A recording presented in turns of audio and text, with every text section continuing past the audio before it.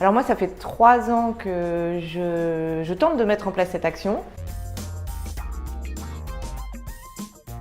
Ça a été un peu galère, j'ai pas toujours bien réussi mon coup.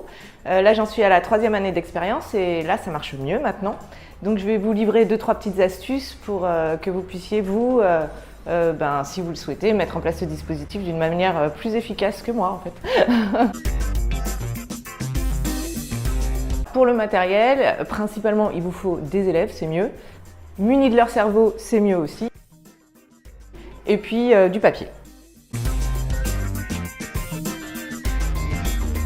Alors d'abord, vous allez mettre en place 2 activités différentes, mais avec des compétences identiques. L'idée, c'est que vous allez faire un premier temps où chaque élève va travailler sur la première activité individuellement et ils n'ont pas le droit de céder.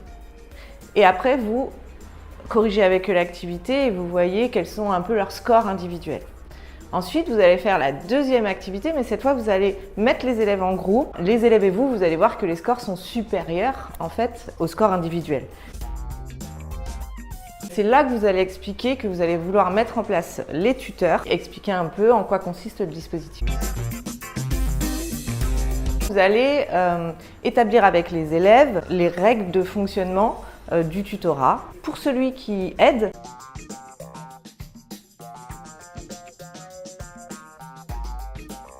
mais aussi pour celui qui est aidé.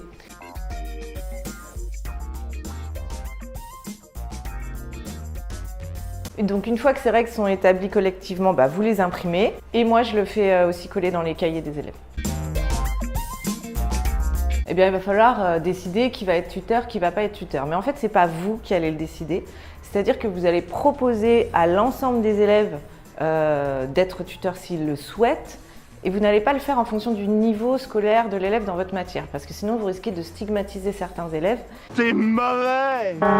Vous allez laisser la porte ouverte à tous les élèves qui souhaitent le faire.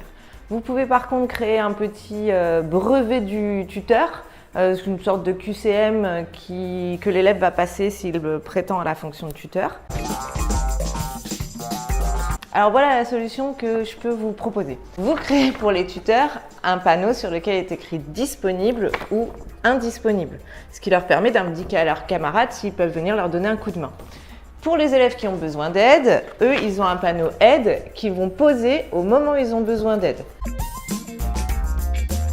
Toutes les 5-6 semaines, vous allez essayer de faire un point avec les élèves sur le dispositif des tuteurs. Vous allez pouvoir construire des pistes d'amélioration et pour régler les problèmes qu'il y a à régler autour du dispositif du tutorat.